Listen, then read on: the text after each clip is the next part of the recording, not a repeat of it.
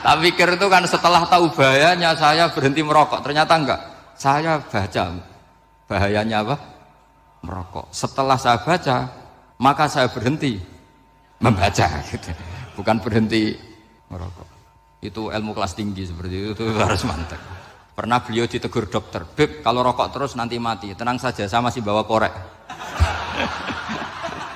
Dikira itu kan orangnya yang mati, ternyata beliau enteng saja. "Santai aja dok, saya masih bawa korek." Jadi saya bukan nyarankan santri rokok, tapi orang rokok itu memang punya logikanya sendiri. Kalau Banafek Hajen itu masih pernah bahas saya juga, karena Banafek juga turunan Mbah Mutamakin. "Hak, rokok itu haram tau ora?" "Nak cara kula darani haram sebuti Mbah." "Lah iya, nak haram ya bener aku. Mulane tak obong, barang haram apike diobong." Jadi saya sama orang-orang sepuh itu tidak pernah menang. Utoh rahmat. Cara berpikir niku udan niku rahmat, terus termasuk tobat sing sah. Niku dawuh Imam Ghazali, kon adus nganggo banyu udan sing ceblok langsung. Mergo nak liwat kenteng, kadang kentenge iku hasil sumbangan proposal. Terus mun sing langsung mawon, sing liwat plastik mun mboten mandi niku. Mboten mandi niku sing niku mau sama niku. Terus dulu di antara syaratnya tobat niku dawuh Imam Ghazali niku adus udan sing perawan, maksudnya sing asli ceblok saking putih langit niku langsung sampean ombe. Nak tepak nggih tobat, nak mboten tepak nggih lara niku. Mergi asli. Terus kula matur nuwun sanget jenengan hormat teng Raden Asnawi. Beliau sekarang generasi keempat nggih, wonten sing generasi ketiga. Nasab kula kepanggih Raden Asnawi teng Asnawi sepuh. Terus Mbah Raden Asnawi gadah bah namine Abdullah Husnen, terus Ibu Ayu Sofiyah niku binti Asnawi sepuh. Kula buyut kula kandung damaran niku Hafsah binti Maksum bin Soleh bin Asnawi sepuh. Kenapa saya cerita zuriyah nggih? Terus satu peradaban. Gini bahasa Indonesia mohon nggih. Kersane gaul.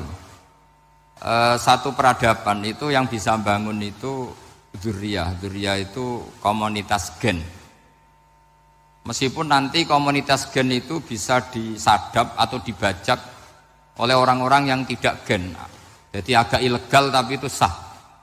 Karena sampean bisa misalnya kalah nasab sama saya, misalnya bilang nanti ketemu di Nabi Adam saja Gus gitu. Nanti pasti kita ketemu di siapa? Nabi Adam. Terus kedua, kekalahan nasab itu tidak abadi, karena nanti setelah jenengan ditanya di kuburan, bapak kamu siapa? Itu disuruh jawab Nabi siapa? Ibrahim. Terus kekalahan nasab sampai nanti berakhir di kuburan, karena nanti dijawab siapa bapak kamu, disuruh jawab siapa? Nabi Ibrahim. Jadi yang punya bapak Karmen apa itu sudah selesai, sudah nggak dipakai lagi. Nanti pakai siapa? Nabi siapa? Ibrahim. Nah, kenapa saya cerita bahwa nasab gen itu akan disatukan oleh satu visi ilmiah yang objektif. Gini ku dawuh Nabi Yusuf, wattaba'tu millata abai Ibrahim wa Ishaq wa Yaqub. Terus dawuh Nabi Yusuf, maka nalana an nusyrika billahi min syai'. Jadi saya ngikuti leluhur saya. Ini dengerin ya. Saya ngikuti leluhur saya, yaitu Nabi Yakub bin Ishak bin Ibrahim. Leluhur saya itu siapa? Maka nalana an nusyrika billahi min syai', yaitu keluarga besar yang tidak pernah melakukan kemusyrikan. Ya, keluarga besar kami punya tradisi tidak pernah melakukan kemusyrikan. Dan bahkan itu dibahasakan tidak mungkin kita ini melakukan kemusyrikan. Maka nalana itu kira-kira kalau bahasa Indonesia itu kita ini tidak mungkin melakukan kemusyrikan.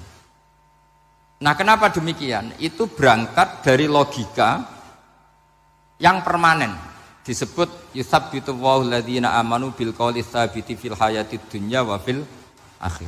Logika permanen itu begini misalnya.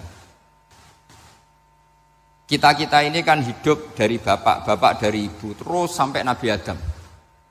Kemudian setelah Nabi Adam ini berakhir, Berakhir, kemudian kita mau tidak mau berpikir Nabi Adam itu siapa? Terus diterangkan ternyata Nabi Adam itu satu makhluk hidup yang mulanya dari tanah. Lewat wahyu Allah, lewat titah Allah kun, kemudian jadi manusia yang bernama Adam. Sebelum Adam ada bumi, ada langit, ada cakrawala macam-macam. Kemudian itu kita rumuskan lagi, asal usulnya adalah tidak ada. Adamiyun makhdun. Akhirnya kita tahu bahwa alam raya ini diwujudkan setelah dari tidak ada. Nah tentu terus kita berpikir, dari tidak ada menjadi ada itu pasti penyebabnya adalah sesuatu yang ada. Nah yang ada itu disebut wajibil wujud. Karena wajibil wujud ini wujud sendiri, nggak ada saingannya. Karena Allahu wala syai'amahu, Allah ada dan tidak ada pesaingnya. Maka kita ini berpikir nggak mungkin ada kekuatan manapun yang menyamai Allah. Sehingga nggak ada Yesus mungkin menyamai Allah, nggak ada Fir'aun, nggak ada Lata, nggak ada Uzza. Makanya disebut maka nalana an nusyrika billahi min syai'. Kita ini tidak mungkin melakukan kemusyrikan. Sama tidak usah tanya saya, Gus, tapi orang menjadi musyrik itu kan mungkin. Jawabannya itu tetap nggak mungkin. Kemusyrikan itu satu teori yang nggak mungkin. Tapi kalau orang musyrik itu mungkin. Memang akan dilibat. Tapi karena kita kenal Raden Asnawi itu dari sisi ilmiah, saya punya banyak kitab beliau. Mungkin saya termasuk pernah dulu yang membawa kitab beliau banyak ke Korea. Saya itu beli pesolatan tuh bukan 1-2 sampai 2 kerdus 3 kerdus. Itu mulai dulu, mulai saya ngiai sampai sekarang. Tak bawa ke Sragen, ke Solo 3, termasuk tak bawa ke Korea. Jadi mungkin ya ini GR saya ngaji di sini itu barokahnya jualan pesolatan. Tapi bukan jualan yang cari laba enggak, karena tak gratiskan, tapi itu dagang akhirat lah kira-kira gitu. Jadi kalau saya masuk neraka kita era pantas bakul pesolatan kok masuk neraka gitu. Kayak itu enggak pantas itu. Karena saya termasuk orang ya yang cara berpikir itu optimis. Dulu di sini ada orang alim alama namanya Raden Asnawi. Terus kemudian sejarah agak berpolemik, ada yang mengatakan beliau itu muridnya Syekh Nawawi, ada yang mengatakan tidak. Apapun itu yang saya yakini adalah beliau ya saling istifadah lah, saling bermanfaat bagi Syekh Nawawi Banten. Saya punya catatan sejarah banyak tentang Raden Asnawi karena guru-guru kita itu akan ketemu di Syekh Nawawi Banten. Yaitu kita tahu misalnya saya ngaji Mbah Mun ngaji Mbah Zubair misalnya ngaji Syekh Fakih Mas Kumambang, ngaji Mbah Mahfud, terus ngaji Sayyid Abi Bakar Sato, terus ngaji Sayyid Zaini Dahlan. Kalau keluarga sini mungkin misalnya Gus Hafid, Mbah Niam, Mbah Zuhri, terus Raden Asnawi. Raden Asnawi kita tahu nikah dari istri mudanya Syekh Nawawi, yaitu Nyai Hamdana. Saya sering diceritani Mbah Mun, terus Nyai Hamdana punya anak yang namanya Zuhriyah dari Syekh Nawawi. Kemudian setelah dinikahi Raden Asnawi, punya anak namanya Zuhri, Minan, Niam, terus sampai ke Gus Hafid, Hafid bin Niam. Kenapa saya cerita ini? Karena kealiman itu adalah sesuatu yang dibanggakan Allah. Imam Amudi itu ulama ahli matematika. Jadi ada ulama itu ahli matematika. Dia nggak pernah ngajarkan pesolatan, zakat, sholat, tapi dia ngajar matematika. Kemudian dari matematika itu beliau menjadi ahli tauhid. Sehingga nanti Mungkar Nakir itu nggak akan tanya dia marrobuka wa manabuka, karena dia punya rencana. Yang ngajar tauhid itu saya, kata. Jadi kalau dia malaikat akan marrobuka, pangeran kamu itu siapa? Malaikat malah dilawan. Kamu pernah ngajar tauhid?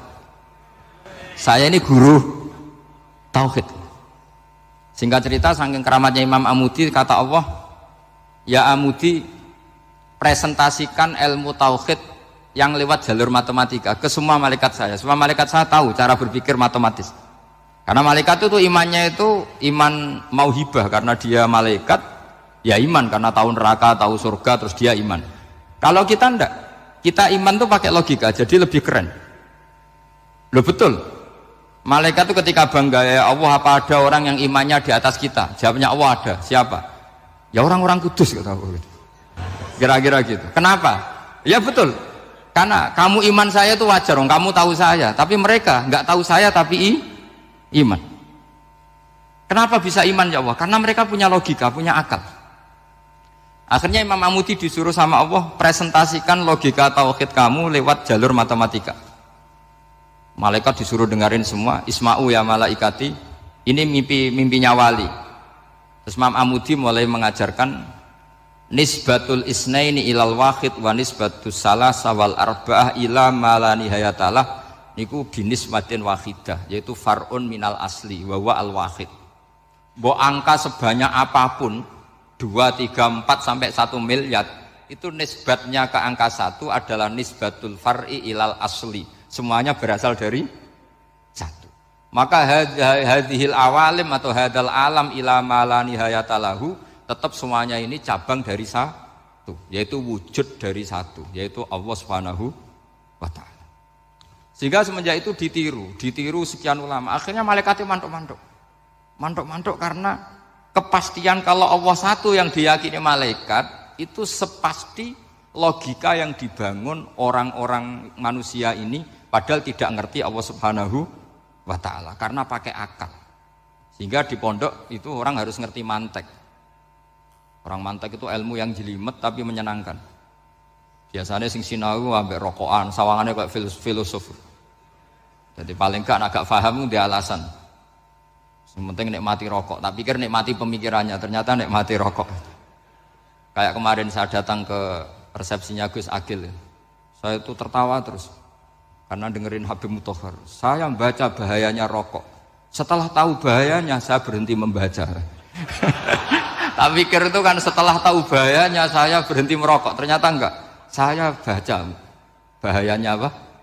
Merokok. Setelah saya baca, maka saya berhenti membaca, gitu. Bukan berhenti merokok. Itu ilmu kelas tinggi seperti itu harus mantap. Pernah beliau ditegur dokter, Beb, kalau rokok terus nanti mati. Tenang saja, saya masih bawa korek. Dikira itu kan orangnya yang mati, ternyata beliau enteng saja. Santai aja dok, saya masih bawa korek. Jadi saya bukan nyarankan santri rokok, tapi orang rokok itu memang punya logikanya sendiri. Kalau Banafek Hajen itu masih pernah bahas saya juga. Karena Banafek juga turunan Mbah Mutamakin. Hak, rokok itu haram tau ora? Nak cara kula darani haram sebuti bah. Lah iya, nak haram ya bener aku. Mulane tak obong, barang haram apike diobong. Jadi saya sama orang-orang sepuh itu tidak pernah menang. Jadi apa ya? Mereka itu orang yang sudah lama gimana ya? Mau dikatakan bulat itu ya, tapi memang nggak pernah kalah mereka. Ada satu kiai masih misananya Banafek. Ini rokok 2 katanya. Bagi yang nggak ngerokok berarti membiarkan 2 haram masih. Bagi yang merokok berarti mengurangi haram. Kalah lagi ya. Jadi saya tuh pernah dibully 2 mbah saya. Karena 2 mbah saya ini rokok semua. Akhirnya saya sing nom ngalah gitu. Karena saya tidak mungkin bilang sing waras ngalah karena kalah sepuh gitu. Jadi ya sudah, mau tidak mau harus bilang sing nom kalah. Tapi yang penting itu kita mendengar. Jadi ternyata sepinter-pinternya kita itu mesti kalah pinter sama yang sepuh-sepuh itu. Jadi kalau tahu bahayanya rokok lewat membaca ya harus berhenti merokok. Berhenti membaca katanya. Nah malaikat ini cerita lagi malaikat. Saya memang dari awal niat hormat Raden Asnawi karena buyut-buyut beliau itu ketemu di buyut saya. Saya ini turunan Mbak Asnawi sepuh. Terus cuma buyut saya itu nikah Lasem, terus saya keceluk cucunya keluarga Lasem. Sebetulnya saya juga cucu Kudus. Tapi terus alhamdulillah sekarang kembali karena buyut saya menyuruh saya ngajar di Damaran, terus sampai sekarang saya ngajar di Damaran. Tapi buyut saya itu masih lahir di Damaran. Namanya Mbak Hafsah, itu Hamsah binti Maksum bin Soleh bin Asnawi Sepuh. Sama seperti nasab di sini Raden Asnawi, Mbak Abdul Husnan, terus Nyai Ayu Sofiyah, terus Mbak Raden Asnawi. Saya mau cerita, jadi ilmu itu lebih keren kita. Sehingga Rasulullah Shallallahu Alaihi Wasallam pernah ngendikan, saya ini rindu sekali li ikhwani, kata Nabi itu ikhwani. Kata sahabat bilang, alasna ikhwanaka ya Rasulullah, bukankah kita ini saudara kamu, saudara engkau ya Rasulullah? Tidak, antum ashabi, kamu itu sahabat saya. Siapa teman-teman kamu itu ya Rasulullah? Yaitu kaumun yang tidak melihat saya, kemudian iman kepada saya. Jadi mereka seperti kita semua di Kudus ini tidak melihat Rasulullah Shallallahu Alaihi Wasallam, tapi iman sama Nabi. Dan ketika malaikat yubahi bikum malaika, Allah bangga dengan malaikatnya, membanggakan kita. Sampai malaikat itu sentimen, kok bisa ya Allah? Ya karena tadi, kamu iman sama saya wajar, karena kamu melihat surga, melihat neraka, melihat aras. Sementara orang Kudus coba ngelihat apa? Paling simpang 5, apa simpang 7 itu. Tapi imannya nggak kalah dengan malaikat. Kenapa nggak kalah? Karena tadi kita diajarkan bahwa nisbatul isnaini wassalasah wal arba'ah ila ma la nihayatalaha itu sama-sama nisbatul far'i ilal asli. Tetap yang asli adalah angka 1. Jadi nggak mungkin aslu hadhil asya nggak dari Allah itu. Nggak mungkin, tetap dari zat yang satu. Kemudian tentu ini bukan nisbatul walad ilal walid, anak ke bapak tentu enggak, tapi nisbatul khaliq sama makhluk. Tapi apapun itu pasti satu. Sehingga Imam Amudi akhirnya masuk surga lewat jalur itu, tidak usah lewat pertanyaan man rabbuka wa man nuka. Kelasnya disuruh ngajar malaikat. Saya punya rencana jadi pengajar malaikat nanti itu kan. Jadi orang-orang Kudus yang dapat barokahnya Raden Asnawi nanti jangan mau kalau ditanya man rabbuka wa man nuka. Kelasnya itu harus apa? Jadi gurunya malaikat. Karena bapak kita Nabi Adam itu keren. Nabi Adam itu adalah orang yang disuruh Allah dipresentasikan, dibanggakan Allah di depan para malaikat. Ketika ada malaikat yang agak hasut, tapi itu tidak malaikat papan atas, malaikat yang kebanyakan. Itu kan agak gak terima Nabi Adam jadi apa? Khalifah. Sampai malaikat ini usul ataj'alu fiha mayufsidu fiha wasfikut. Makanya kalau saya protes sama malaikat itu malaikat yang ini, bukan Jibril sama Israel. Kalau protes Israel bahaya. Bisa dihabisin. Saya pernah ditanya seorang kiai, Gus ini kan gojlok malaikat kok berani? Ya karena malaikat yang jenis ini pernah gojlok Nabi siapa? Adam. Enggak percaya kalau Nabi Adam itu layak mimpin, sampai protes ataj'alu fiha may yufsidu fiha wasfikut dimah. Tapi apa yang terjadi? Allah mengajarkan satu ilmu di Nabi Adam, kemudian disuruh meresentasikan. Qala ya Adamu ambihum bi asma'ihim. Adam, coba kamu presentasikan ilmu kamu. Setelah Nabi Adam fasih mempresentasikan ilmu, kata Allah, kamu bisa enggak sepinter Nabi Adam? Enggak bisa ya Allah. Makanya sudah saya bilang ini a'lamu malah. Saya lebih tahu siapa yang layak mimpin. Jadi layak mimpin itu pertama harus kuwatul ilm. Ilmunya itu harus kuat. Nanti saya akan cerita hubungannya Raden Asnawi dengan Syekh Nawawi. Apa itu hubungan teman, apa murid guru, itu memang masih jadi polemik sampai sekarang. Kalau saya ya keyakinan saling istifadah. Ini bahasa netral, tidak murid guru tapi saling apa? Istifadah. Kata Syekh Nawawi dalam tafsir Munir itu, ilmu itu nomor 1. Sehingga beliau setiap ada ayat fa inna hizballahi humul ghalibun, beliau pasti menafsiri bil hujjah wal barohin la bis saulah. Saya masih ingat betul takbirnya, memang saya hafalkan. Tapi bukan untuk modal pidato mboten, modal sebagai wong alim. Kalau pidato gampang. Pidato itu semua orang bisa. Kalau jadi orang alim itu tidak gampang.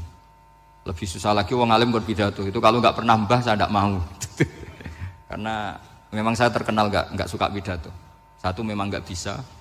Nomor 2 tidak ingin. Nomor 3 ya rugi. Karena pidato itu nasib-nasiban itu. Kalau nasib baik kamu tidak paham itu, wah Gus Ba ilmunya tinggi sehingga kita tidak paham itu kalau nasib baik. Kalau nasibnya ada baik, nak ngendikan bulat sama itu tepak-tepakan. Dan Syekh Nawawi itu benar, Raden Asnawi juga benar, semua guru-guru kita benar. Karena agama ini sebetulnya bukan masalah negara, tapi masalah logika yang sehat. Uni Soviet itu pernah mengkooptasi Uzbek, Ceknya, Tajikistan. Itu 100 tahun, orang dipaksa ateis. Tapi orang-orang Uzbek, saya sering ketemu ulama Uzbek, kadang ketemu di Korea, kadang di Malaysia. Orang-orang Uzbek itu punya basement di bawah tanah. Kemudian di bawah tanah ini mereka ngajarkan tauhid.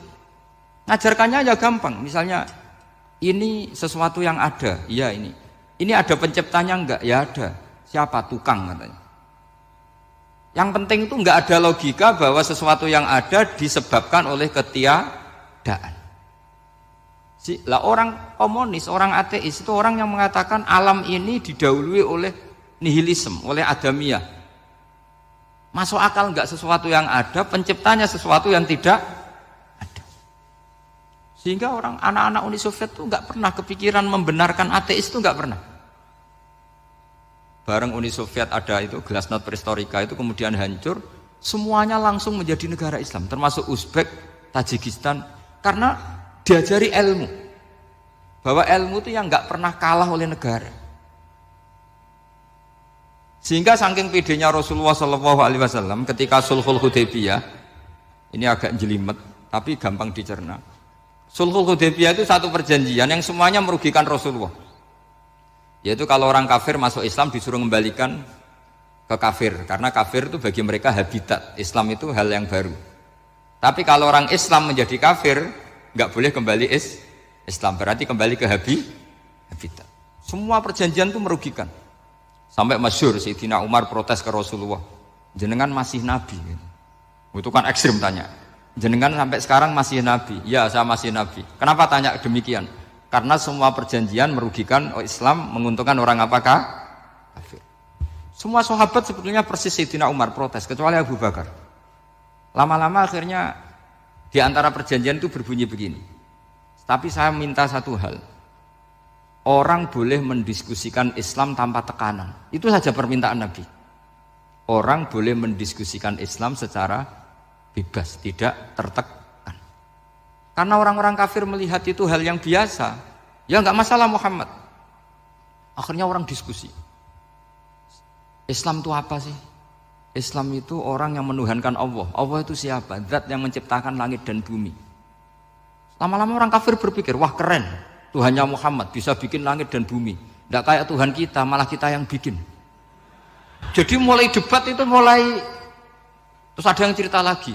Saya pernah loh nyembah Lata, pas itu dikencingi luwak. Masa ailahun yabulu ali sa'laban, masa Tuhan kok dikencingi luwak? Terus yang agak-agak ahli kitab ya diskusi lagi. Wah kayaknya Yesus tidak Tuhan lah. Masa Tuhan kok kelaparan, lemes, wah repot nanti. Jadi makanya Allah ketika ngejlok wa ummuhu siddiqah kana yakulani ta'am. Mal masihu ibnu Maryam illa rasul qad khalas min qablihir rusul wa ummuhu siddiqah kana yakulanit. Coba paradok enggak misalnya kamu didolani Nabi Isa terus ketok lemes. Kenapa Tuhan? Saya agak sakit keroi dulu. Kan enggak kebayang itu. Punya Tuhan yang sakit setelah makan sehat terus. Kan enggak kebayang seperti itu. Ketika Nabi punya konsep Tuhan, Tuhannya Muhammad itu siapa? Yaitu zat yang la awalalah, zat yang pertama. Lalu Tuhan itu siapa? Tuhan itu yang menciptakan langit bumi. Tuhan itu siapa? Yang memulai segalanya. Lama-lama mereka berpikir, wah kalau gitu yang benar itu Islam. Maka kata Imam Zuhri, Syihabuddin Az-Zuhri, famaka nafathun fil islami a'zoma min sulhil Hudaybiyah. Innamaka nasu yatafaduluna fil hadis wal munaza'ah. Semua teks riwayat itu ada kata wal munaza'ah. Orang bebas ngomong dan berdebat. Munaza'ah itu berdebat.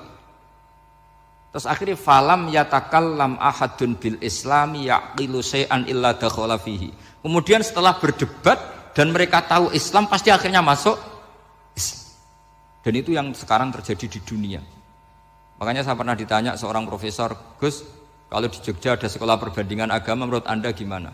Asal itu tentang agama enggak apa-apa. Tapi kalau yang dibandingkan umat Islam itu jangan. Karena nanti kalau di Indonesia kira-kira yang copet itu ditanya agamanya juga Islam, yang koruptor juga Islam. Jadi kalau yang dikaji Islamnya enggak apa-apa, tapi orangnya jangan kata saya. Karena yang bulat ya banyak, yang enggak sholat ya banyak. Tapi kalau Islamnya saja, misalnya adu konsep tentang Tuhan. Masyhur kita mungkin banyak yang melihat itu debatnya Stanley Fischer sama Ahmad Didat itu. Tuhan kamu siapa ini itu sama Didat cerita Tuhan saya itu lam yalid walam yulad walam yakul lahu kufuwan. Itu spontan ada seorang mahasiswi bilang sepertinya Tuhan Anda lebih menarik karena Tuhan Anda yang menciptakan langit bumi, yang Tuhan ini kok lahirnya sudah di bumi, masa lahir-lahir langsung jadi Tuhan. Jadi akhirnya falam yatakallam ahadun bil Islam yaqilu syai'an illa dakhala fihi. Sehingga agama ini apa? Agama itu adalah kalimat tauhid. Kalimat itu apa? Logika yang terbangun. Nah, ketika logika itu terbangun maka disebut yusabbitu Allahu alladzina amanu bil qaulis tsabit fil hayatid dunya wa fil akhirah. Allah itu akan menetapkan satu kaul, satu presentasi ilmiah atau satu kesimpulan ilmiah. Yang kesimpulan itu nyata benarnya. Dan ini akan nyata terus baik di kehidupan dunia maupun kehidupan apa? Akhirat. Seperti Allah sebagai Tuhan. Itu akan nyata terus. Di dunia Allah ya Tuhan, nanti di akhirat juga Tuhan. Tapi Tuhan selain Allah, maka menjadi Tuhan ini nunggu ada yang menuhankan. Misalnya Fir'aun, itu jadi Tuhan karena ada yang menuhankan. Sekali dia mati, dia sudah aset wisata, bukan Tuhan lagi. Makanya gejolokannya orang ulama Arab, kalau ketemu ulama Mesir, kalau gejolokan itu lucu. Orang Arab, ada Abu Jahal, Abu Lahab, penggaweane ngusir Nabi gitu. Itu gejolokannya ulama Mesir. Kata ulama Arab, kamu gayanya benci Fir'aun, tapi rizki kamu dari wisata melihat Fir'aun katanya. Itu gejolokannya ulama Arab sama ulama Mesir. Sehingga agama ini mengajarkan apa? Satu kalimat. Makanya kamu harus belajar mantek. Dulu Raden Asnawi ya pengajar mantek. Dulu buyut saya di sini Mbah Fauzan, abahnya Mbah Pah itu, mbahnya itu juga pengajar mantek. Karena di antara yang diceritakan Allah itu wa ja'alaha kalimatam baqiyatan fi aqibih. Tugas utama Nabi Ibrahim adalah menjadikan satu logika. Kalimah itu logika. Itu menjadi logika yang abadi, baqiyah itu abadi. Fi aqibih di anak turunnya Nabi Ibrahim. Misalnya begini, saya beri contoh ya. Misalnya saya mengatakan teh ini hitam, itu menjadi kalimah karena diucapkan, tapi tidak menunjuk hakikat karena tehnya berwarna apa? Kuning. Sehingga Quran kalau menyalahkan orang kafir itu ngendikannya kaburas kalimatan takhruju min afwahihim. Omongannya orang kafir itu menjadi kalimat karena diucapkan dari mulutnya. Kenapa menjadi kalimat? Karena diucapkan tapi tidak menunjuk hakikat. Seperti orang mengatakan 2 ditambah 2 itu 10. Itu kalimat, tapi kalimat yang salah. Karena tidak menunjuk hakikat. Seperti orang kafir mengatakan Tuhan itu 3. Itu kalimat karena diucapkan, tapi tidak menunjuk hakikat. Tapi ketika seseorang mengatakan Allah itu Tuhan, Tuhan itu satu, itu disebut kalimatu haqqin 'alaiha nahya wa 'alaiha namut. Temeriki tahlilane wa 'alaiha napa wa biha. Wa 'alaiha napa wa biha temeriki. Waliha ya ada yang tahlilan wabiyah, itu nggak tahu sanatnya dari mana, pokoknya ada yang waliha, ada yang biha. Kenapa dikatakan kalimat tauhid? Karena kalimat yang dari kesimpulan berpikir. Dan agama ini dibawa Nabi Ibrahim itu untuk membawa kalimat tauhid. Ciri utama kalimat tadi, kamu yakin seyakin-yakinnya bahwa nisbatul snaini wassalasah wal arba'ah ila ma la nihayatalaha itu kanis batisnain ilal wahid, yaitu semuanya far'un minal asli, aslinya adalah wahid. Sehingga di kitab, saya pernah ngaji Mbah Mun, namanya kitab Al-Husunul Hamidiyah, itu dikarang oleh ulama-ulama sekarang, itu diajarkan di MGS, ini mbah-mbahnya Gus Akil pendirinya madrasah MGS, itu ada gambarnya di situ. Di situ ada gambar piramida, ada gambar hewan, ada gambar pohon. Kata yang ngarang, gambar sedetail ini, sejelimet ini dimulai dari nuktah wahidah, tetap dimulai dari satu titik. Dan ini disebut nuktatil wujud. Jadi mbok orang kudus sebanyak ini tetap dimulai dari satu orang, yaitu Adam. Adam dimulai dari ketiadaan. Lalu siapa al-mujid? Pewujudnya siapa? Hanya Allah Subhanahu wa ta'ala. Sehingga ulama-ulama termasuk Syekh Nawawi itu paling suka ngendikan semua makna Quran dikumpulkan di Fatihah, Fatihah dikumpulkan di Bismillah, Bismillah dikumpulkan di ba, karena di ba itu ada titik nukdotil wujud, yaitu disingkat bi kana makana wa bi yakunu ma yakun. Karena saya, kata Allah, semuanya akan ada, dan karena saya yang enggak ada, semuanya suatu saat ada. Disebut nukdotil wujud. Nah, kita meyakini kalau Allah satu itu seyakin-yakinnya, karena enggak mungkin angka enggak dimulai dari angka satu. Begitu juga gambar seapapun julumete. Misalnya sampean gambar zaman saya kecil, gambar paling favorit itu apa? Kambing bertarung. Itu gambarnya kan susah. Daripada gambar kambing bertarung susah terus dibikin kotak saja, tembok. Kalau tanya gurunya, gambarnya mana? Di belakang tembok Bu. Ini itu dulu saya diwarai anak-anak nakal. Jadi semua satu gambar itu disuruh gambar harimau, yang satu disuruh gambar kambing bentrok, yang satu disuruh gambar matahari, semuanya kotak semua. Ini itu Bu, gambarnya di belakang apa?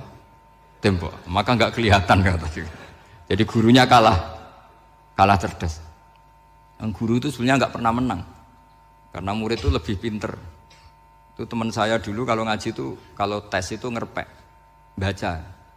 Gurunya marah, kamu tes kok baca? Enggak ngerpek Bu, ini belajar di kelas. Katanya belajar kapan saja di mana saja. Aco ini. Jadi apa ya, orang itu kadang yang salah itu lebih masuk akal kadang-kadang ini. Saya teruskan ya supaya ini dapat barokahnya Raden Asnawi. Saya mohon sekali ya, kalimatul haqqin itu harus kamu jaga. Caranya jaga ya tadi. Kalau kamu tidak bisa ilmu mantek, misalnya al-alam mutaghayyir wa kullu mutaghayyir hadis la budda min muhdits, itu kenjelimetan. Pakai saja teori umum bahwa gambar apapun jelimetnya itu dimulai dari satu titik. Karena nggak dimulai dari satu titik, tidak bisa. Maka alam apapun jumlahnya nggak terhingga, tetap dimulai dari al-wahidul qahar, yaitu satu titik. Yaitu dalam konteks tauhid tentu itu Allah Subhanahu wa ta'ala. Sehingga Nabi Ibrahim itu orang paling sukses bikin waja'alaha kalimatam baqiyatan fi aqibi. Terus Nabi Muhammad begitu, sahabat begitu, sampai kita sekarang diajari ilmu mantek. Ilmu mantek itu logika yang enggak terbantahkan. Karena mau tidak mau. Kata Imam Syafi'i, fa innal uqula muttarratun ila qabulil haq, karena akal akan dipaksa menerima kebenaran. Dan itu yang terjadi di Uni Soviet. Dikooptasi 100 tahun untuk berfaham ateis, dilawan oleh ilmu, tetap menanamkan ilmu tauhid, ilmu mantek. Ketika Uni Soviet secara politik runtuh, semuanya menjadi muslim, termasuk negara-negara yang dulu dikooptasi. Maka kamu tidak usah kecil hati di Indonesia, apapun rusaknya negara ini, asal kita cara bertauhid benar, insya Allah tetap meninggal husnul khotimah. Karena sudah janjinya Allah, yusabbitu walladzina amanu bil qaulits tsabit. Sing jelas itu nomor satu tuh al qaulits tsabit. Memang itu logika yang masuk akal. Jadi jangan kira semua orang ditanya marrob, bukan, ndak. Banyak ulama yang enggak ditanya. Masyhur itu dalam cerita keramat-keramat. Ada guru tauhid ngajarin tauhid. Setelah ditanya mungkar nakir, Imam Malik datang. Kamu nanya ini, man rabbuka man nabiyuka, kamu tahu ini guru Umul Barohin yang tukang ngaji tauhid. Guru tauhid kok ditanya apa? Tauhid. Malaikatnya enggak jadi tanya. Dan saya percaya cerita-cerita seperti itu karena secara umum itu ala inna auliya Allahi la khaufun alaihim walahum yahzanun lahumul busyra fil hayatid dunya wa fil akhirah. Artinya kalau wali itu kok ditanya mungkar nakir berarti ngalami ketakutan. Karena di situ kan digambarkan mungkar nakir itu sewangar, bawa godam. Kalau yang tanya nggak bisa dipukul sampai ajur sak walang-walang. Pokoknya ceritanya kan seru seperti itu. Udah itu kalau betul begitu terus ayat la khaufun alaihim walahum yahzanun kayak apa? Makanya dalam kitab Nashihul Ibad itu ada cerita ini. Sampean boleh nggak sependapat dengan saya, tapi semoga nasib sampean nanti digebuki malaikat. Karena orang itu akan mengalami seperti yang dirasakan. Ana indadzoni abdibi, saya tidak bayangkan akan ngalami itu.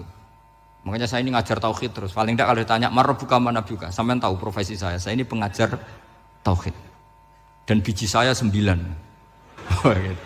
Dulu saya di MGS kalau ada teman bijinya tauhid kok 4, segala ahli swarga, tauhidnya jeblok.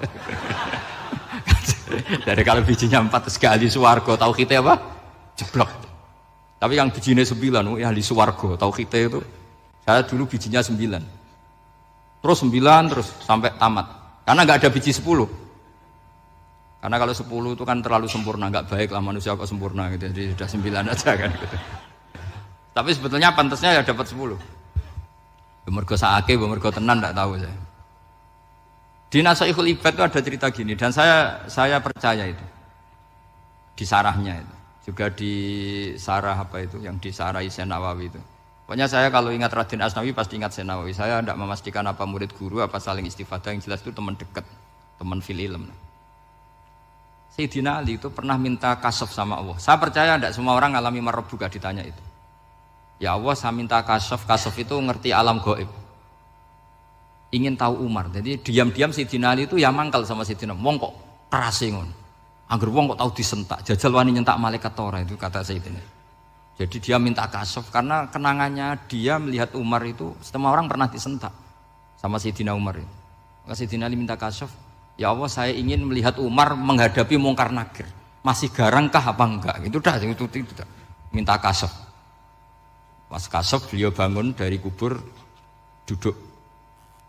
Dilihat sama Sayyidina Ali ini ngalami kasaf. Sama ndak usah tanya. Wong ndak wali kok tanya. Ya sudah pokoknya percaya aja. Akhirnya malaikat mungkar nakir datang. Itu di situ digambarkan matanya itu kalkidril mughalla kayak apa itu panci yang dibakar. Wah, seru. Seneng Sayyidina Ali. Baru ini kamu akan takut gitu. Tapi ternyata enggak. Umar bangkit disewentak orang tua itu. Kamu tahu menghadapi siapa? Yang sopan gitu. Oh, ada sontak. Kaget malaikatnya itu karena enggak pernah ngalami disentak. Mungkin itu pertama gitu. Kaget. Memangnya kamu siapa? Saya ini teman kekasih Tuhanmu. Saya yang diandalkan temannya sebenarnya bukan dia. Ana sohibu habibillah. Saya ini temannya kekasihnya Allah. Jadi dia ngandalkan temannya sebetulnya bukan ngandalkan dirinya. Oh kamu temannya Nabi Muhammad? Iya saya Umar temannya Nabi Muhammad. Kamu harus hormat sama temannya kekasih Allah. Wah terus semulai itu. Akhirnya matur Allah. Ya Allah, apakah prosedur seperti ini bisa dinego? Terus sama Allah. Oh iya katanya. Kamu kalau menghadapi kekasih saya jangan seperti itu katanya. Semenjak itu beliau sopan santun dua mungkar nakir katanya. Jadi ini berita gembira. Jadi sebetulnya itu enggak. Tapi kita ini kan enggak punya nyali nyentak mungkar nakir. Semoga dengan gelar kita doktor tafsir, doktor tauhid gitu. Atau paling enggak guru kutsiyah tauhid gitu. Atau siswa terbaik dalam materi tauhid. Itu harus kamu bawa status. Jadi sehingga nanti ini saya ranking 1 tauhid, masa masih ditanya marbuka waman nabiuka. Dan itu menurut saya sah. Sampean enggak usah protes takbirin gitu. Susah usah takbiran. Pokoknya takbirnya adalah wali-wali itu la khaufun alaihim walahum ya, mereka tidak akan mengalami ketakutan baik kehidupan dunia maupun kehidupan akhirat. Bahkan para malaikat itu mengatakan ke wali-wali nahnu auliyaukum fil hayatid dunya wa fil akhirah. Kita ini teman kamu, saudara kamu, mitra kamu. Masa mitra kok nutui itu kan enggak fair. Dan menurut saya paling efektif itu apa? Kamu harus punya rumus tauhid kayak Imam Amudi menemukan Tuhan. Imam Amudi itu menemukan Allah itu lewat ilmu matematika. Dan itu Allah saking senengnya disuruh ngajari para malaikat. Wa ya malaikati isma'u. Kamu harus mendengar, ini orang alim saya. Yang ahli matematika. Tapi justru itu ngerti bahwa asal usul alam itu minal wahidil qahar. Dari zat yang satu. Akhirnya Imam Amudi mulai ngajar tuh. Nisbatus naini wassalas wal arba'ah ila ma nihayatalaha iku kabeh iku far'ul wahid.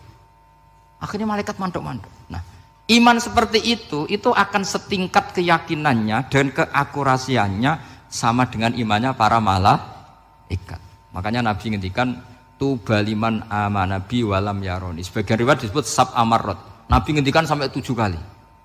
Benar-benar keren orang yang tidak melihat saya kemudian iman kepada apa yang bisa menemukan itu? Hanya akal.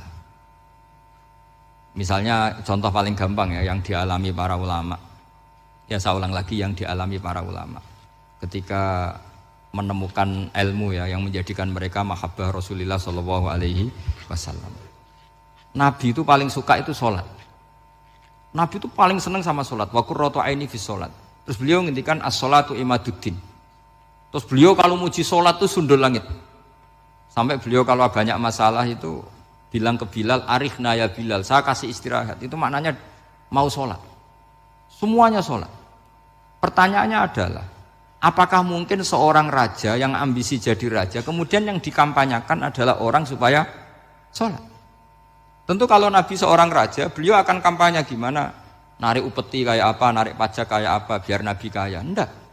Nabi itu paling tersiksa kalau orang tidak sholat, tersiksa kalau orang tidak sujud. Loh, kalau beliau seorang raja, ngapain mempopulerkan sholat? Maka makna sholat imaduddin adalah sholat itu tiang agama. Maknanya tiang agama, kamu akan tahu betul kalau dia seorang nabi. Karena apa? Yang diajarkan adalah sholat. Lu coba untungnya apa bagi Nabi Muhammad ketika umat Islam sholat? Kan tidak ada untungnya sama sekali.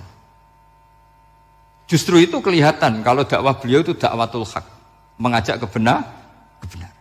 Lu wong kok kampanyane kon sholat, mestinya nak kepengen sugih kan kon bayar pajak, upeti.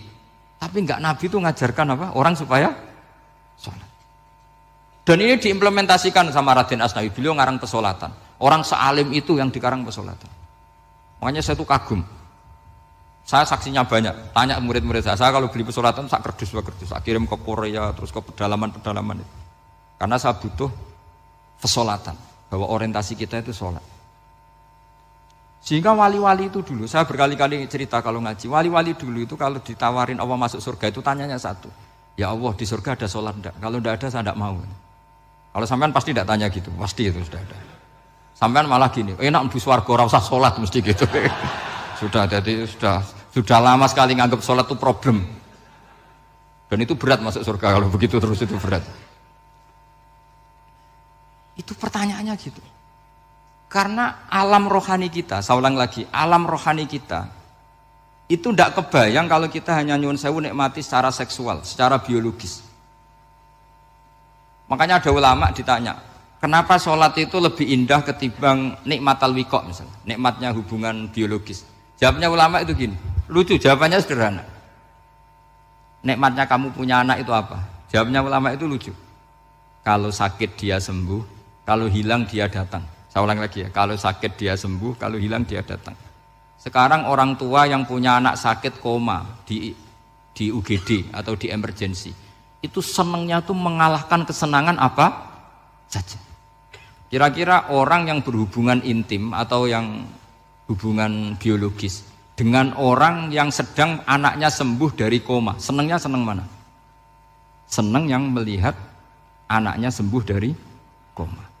Senikmat apapun hubungan biologis, senang anaknya yang hilang ketemu. Nah, kalau anak ketemu saja orang seseneng itu, apalagi kita di surga, ketemu zat yang lama kita sembah, yang lama kita rindukan, yang lama kita rindu, kemudian ketemu di surga, maka tidak ada artinya surga tanpa melihat Allah Subhanahu wa Ta'ala. Memang harus dijelaskan secara rohani. Akhirnya orang ngerti bahwa nikmat tertinggi di surga adalah melihat Allah Subhanahu wa Ta'ala. Karena kalau anak-anak muda mungkin protes, ya enggak, ya enak kumpul sama widadari gini-gini. Wah itu kan yang trauma bojone jelek gitu. Wah itu yang bojone jelek mesti kesusu masuk surga karena itu sudah jelek, cerewet, nggak mati-mati kan gitu. Terus dia ingin masuk surga mesti niatnya welek, mesti pikiran pertama itu kumpul widadari. Tapi ada ulama yang bikin analogi tadi, misalnya istri kamu cantik, kemudian anak kamu sakit, koma. Hubungan dengan istri sama dengar berita anak kamu sembuh, seneng mana? Seneng anak sembuh. Sama anak yang hilang, seneng mana? Anak yang hilang ketemu. Maka terus ulama bisa menjelaskan itu. Kalau orang ketemu anaknya seseneng itu, apalagi ini ketemu Tuhannya yang bertahun-tahun disembah, kemudian tidak pernah melihat. Di surga itu nanti kita melihat Allah Subhanahu. Makanya Allah begitu bangganya mempromosikan surga. Surga itu apa? Surga itu wujuhu yauma idzin nadhirah ila rabbiha nadhirah, yaitu wajah-wajah berseri-seri dan melihat Allah. Itu tanpa dijelaskan seperti ini Anda akan janggal, enaknya di mana? Tapi setelah dijelaskan detail gini oleh ulama, maka kita akan tahu an-ni'matul uzma sing enggak ada perbandingannya adalah nikmat masuk apa? Surga karena melihat Allah Subhanahu wa Ta'ala. Ya jadi saya berkali-kali pokoknya minta sekali, hadil umat harus umat yang rasional, terutama dalam mengemban tauhid. Karena tauhid ini yang disebut kalimah. Sampai Allah mengistilahkan kepada Nabi Ibrahim itu wa ja'alaha kalimatam baqiyatan fi aqibih. Kalimat tauhid adalah kalimat yang akan abadi di anak cucunya Nabi Ibrahim. Baik anak cucu yang karena gen mau anak cucu yang karena sebab, yaitu santri dengan kiai. Dan itu caranya gimana? Umat Islam jangan berhenti belajar mantek. Makanya di MGS, di Qudsiyah, di TBS semua pondok pasti ngajarkan mantek, di Bendan, ilmu logika. Itu tadi, kalau kamu tidak bisa menemukan tauhid dengan cara tadi, dengan cara al-alam mutaghayyir wa kullu mutaghayyir hadis la buddan min buhtis, Paling tidak pakai ilmu yang dilakukan Rasulullah SAW. Yaitu masyhur itu. Saya sering cerita di mana-mana. Ada orang namanya Jubair bin Mut'im, Muhammad bin Jubair bin Mut'im. Itu dulu dia kafir. Dia orang pinter sampai dipasrai jadi negosiator untuk mengurus tawanan perang Badar yang ditawan Rasulullah SAW. Ketika datang di Medina, delalah pas maghrib, Nabi baca wattur wa kitabim mastur. Di antara ayat yang dibaca Nabi itu am khuliqu min ghairi syai'in. Masa manusia sebanyak ini kemudian mereka diciptakan oleh ketiadaan. Min ghairi syai'in itu oleh ketiadaan. Masa alam raya yang wujud ini, alam raya yang punya eksistensi ini kemudian penciptanya adalah ketiadaan. Padahal wal adamu la yakhluqu wa la yu'assiru wa la kadza wa kadza. Tentu sesuatu yang tidak ada itu tidak bisa dikatakan sebagai pencipta. Wong nggak ada, jadi faktor saja nggak mungkin apalagi jadi pencipta. Itu Nabi habis sholat langsung beliau sungkeman, ya Muhammad, saat ini juga saya iman. Karena logika yang dibangun ayat yang kamu baca itu menghabiskan semua logika saya. Intinya logika tauhid itu akan mengalahkan semua teori non tauhid. Itu yang disebut bal naqdhifu bil haqqi 'alal batili fayadmaghuhu fa idza huwa zahid. Kebenaran tauhid itu akan menghancurkan kekuatan apa saja. Fayadmaghuhu itu di tafsir Tobari disebut dorbatan tasujud dimah. Satu pukulan sing sampai menjadikan otak itu hancur. Lainnya disebut damagho, dimah itu maknanya otak. Maka kamu tidak usah khawatir kalau Islam didiskusikan di Uni Soviet, didiskusikan di Kanada, didiskusikan di Korea. Pasti kalimat tauhid akan mengalahkan kalimatul batil. Pasti ja'al haqqu wa zahaqal batil. Innal batila kana zahuq. Tapi syaratnya kita harus kuat. Makanya saya ini senang sekali yang namanya ngaji itu saya senang. Karena saya tadi bercita-cita ingin jadi dosen setelah mati. Karena di dunia sudah tidak jadi apa? Dosen. Saya ingin seperti Imam Amudi. Pertama ketemu Allah, beliau disuruh ngajar malaikat tentang ilmu apa? Matematika yang mengarah ke tauhid. Jadi diajarkan. Kamu tahu angka 2, angka 3, angka 4, semuanya bersumber dari angka 1. Berarti semuanya berawal dari 1. Enggak tahu setelah itu malaikatnya dites lagi apa enggak tahu. Pokoknya pas itu malaikat ya paham semua. Oke. Kayak apa hebatnya umat Rasulullah Shallallahu Alaihi Wasallam? Karena akalnya kuat. Sehingga kita harus kuat. Sehingga kalimat yang benar disebut kalimatul haqqin alaiha nahya wa alaiha. Nah, kalimat yang salah disebut kaburat kalimatan takhruju min afwahim. Kalimat menjadi kalimat karena diucapkan. Tapi tidak menunjuk hakikat. Kayak ini misalnya, ini tutup ini putih, terus saya katakan hitam. Berarti saya mengatakan ini hitam sebagai kata-kata karena diucapkan, tapi tidak pernah menjadi hakikat. Karena hakikatnya ini putih. Itu hebatnya Quran. Makanya Quran kalau gue jelek orang kafir itu, gue jelek orang kafir itu sebut apa? Kaburat kalimatan takhruju min afwahim. Tapi untuk kalimat tauhid dikatakan apa? Yusabbitu walladzina amanu bil qaulif tsabit fil hayatid dunya wa fil akhirah. Sebagian disebutkan wa ja'alaha kalimatam baqiyah. Kenapa kalimat tauhid itu kalimat yang abadi? Karena Allah sebagai Tuhan di dunia juga sebagai Tuhan di akhirat dan selalu Tuhan pada masa yang tidak terbatas. Itu disebut wa ja'alaha kalimatam baqiyah. Kemudian umatnya Nabi mengganti kalimat yang gampang. Allah punya sifat baqo, punya sifat akhir. Maksudnya akhir itu la akhirullah. Terus semuanya. Yang paham ya alhamdulillah, yang enggak paham dikon ngapal wujud kidam baqo mukhalafatul khawadisi qiyamuhu binafsi wahdaniyat kudrat irodah. Wes paham. Langkok sing rada alim terus roh bedane iki sifat ma'ani iki maknawiyah. Cara Mu'tazilah ngene, cara Ahli Sunnah ngene. Wah itu sudah kejelimetan bocah.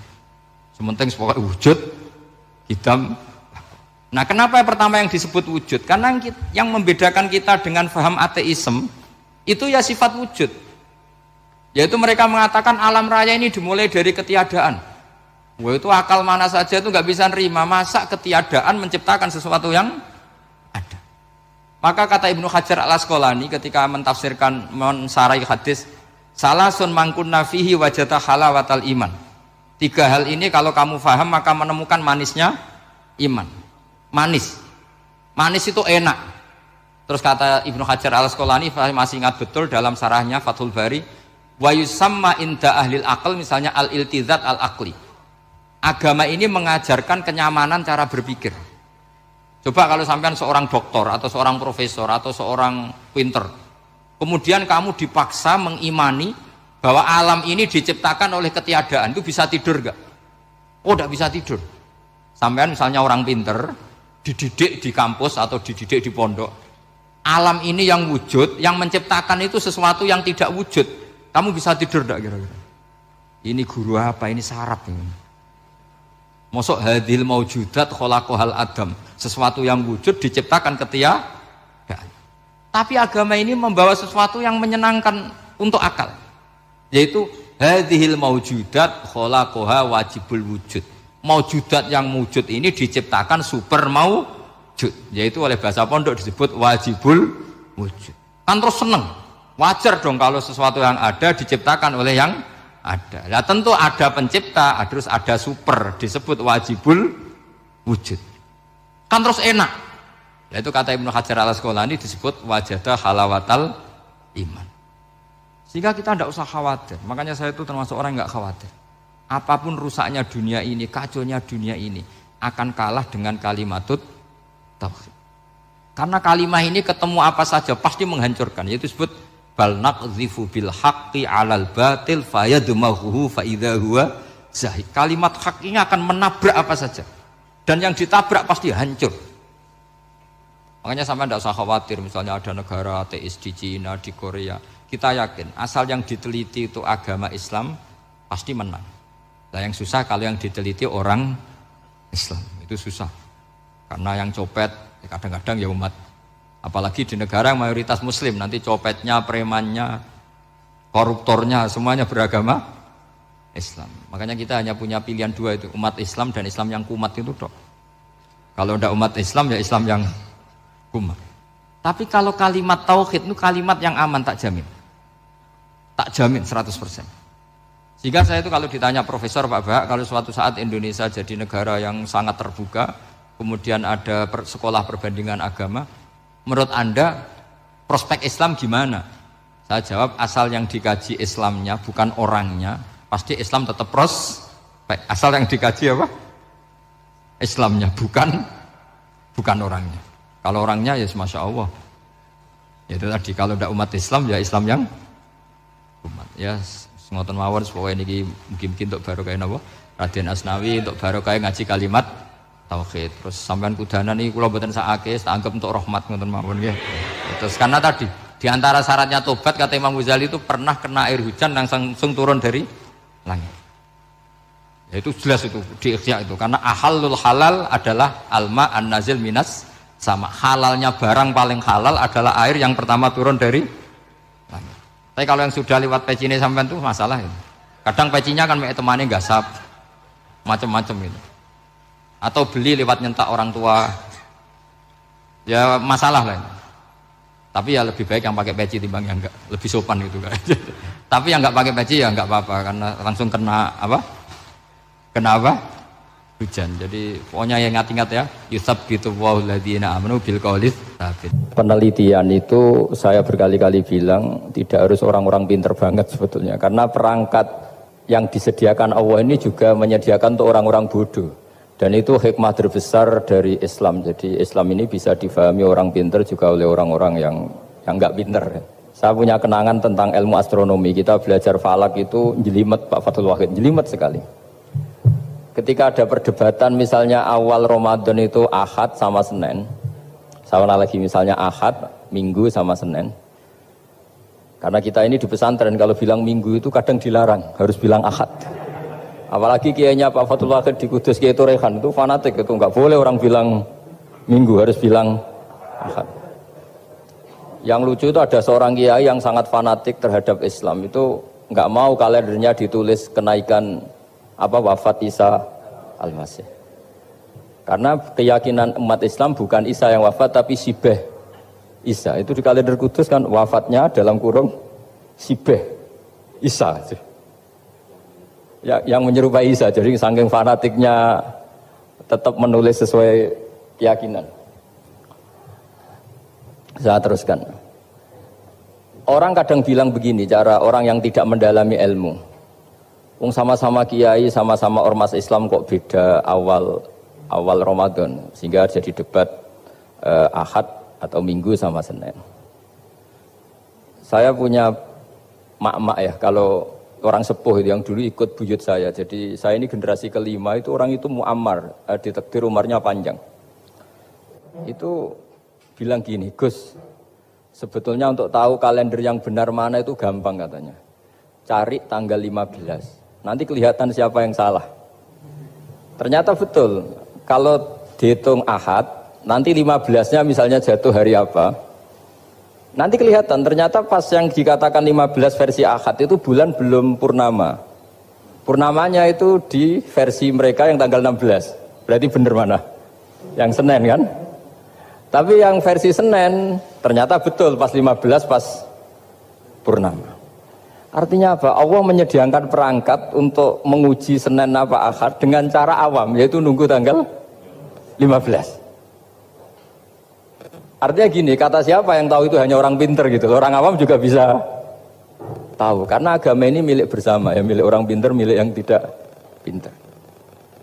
Sehingga dalam pola-pola Islam, di antara madhab Syadzili, madhab Thariqah Naqsyabandiyah, itu beliau di antara kampanyenya gini, kata Thariqah Naqsyabandiyah, Thariqah kami ini yastawi fistifadatiha ar-rijalu wasibyan. Popularitas Thariqah saya mudahnya difahami ini antara orang pinter yang sudah dewasa sama anak-anak kecil ini sama. Kenapa demikian? Kalau dalam filosofi kebenaran itu ada pepatah fa innal haqqo adharu min syamsidz dhahirah. Kebenaran itu lebih jelas ketimbang matahari di siang hari. Sehingga mereka dengan mudahnya mensifati Allah misalnya adz-dzahir, zat yang begitu jelas. Kenapa Allah begitu jelas? Karena ulama dulu cara, kalau dalam bahasa pondok mensifati, menstatuskan. Alam raya ini maujud. Maujud itu ada. Di mana-mana sesuatu yang ada itu ya diciptakan oleh yang ada. Masa Anda ada kok menciptakan yang ada. Sehingga mereka tidak pernah tertarik sama faham komunis, ateis, bahwa alam ini dimulai dari ketiadaan. Pertanyaannya adalah bagaimana sesuatu yang tiada menyebabkan yang ada. Sehingga ulama dulu pinter, sifat wajib itu apa? Wujud. Karena alam raya ini kadung wujud, kadung maujudat, maka Allah harus wujud. Berhubung wujudnya Allah itu wujud penyebab, harus qadim atau harus awal. Masa penyebab datangnya terlambat dulu yang jadi efek dari penyebab itu. Sehingga mereka dengan gampangnya mensifati Allah adz-dzahir, zat yang begitu jelas. Sehingga Imam Sibawayh ahli nahwu itu juga mengenali Allah lewat teori nahwu. Beliau bilang Allah itu siapa? Allahu a'raful ma'arif, zat yang paling mudah dikenali. Nah sehingga tadi seperti yang dikatakan Pak Rektor, sebetulnya perangkat ilmu seperti tadi menemukan bulan itu diantaranya ditemukan kalau bulan tuh nggak rata itu ya lewat teori gambar, karena sekian jarak punya akibat sekian, punya misalnya kita melihat gunung kelihatannya indah, padahal di situ ya ada lubangnya, ada pohon yang tertebang, ada pemandangan yang nggak indah, tapi gara-gara dilihat dari jauh semuanya indah. Maka disarankan orang yang baru gak suka istrinya terus melihat dari jauh, tinggal minggat lah kira-kira. Kalau ditinggal minggat 2 bulan itu mesti cinta lagi itu. Kan fungsinya baru kelihatan itu. Tapi kalau dekat terus tuh mesti sama neknya lah kira-kira gitu, sama mangkelnya. Sehingga itu ya dipakai teori juga dalam silaturahim. Di agama terkenal ada pepatah zuruhibban tasdad hubban. Jadi ya jangan sering ketemu, nanti kamu gampang cinta. Kalau sering ketemu ya gampang bosen lah kira-kira seperti itu.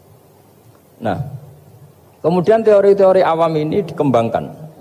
Yang awam, jadi dulu orang menemukan matahari itu besarnya kayak apa, rembulan besarnya seberapa, itu dilihat setiap kita melihat mobil, itu jarak 1 kilo masih kelihatan sekian meter. Nanti kalau 2 kilo berkurang sekian senti, kalau 3 kilo berkurang sekian senti, terus dikalikan ya kira-kira seperti itu.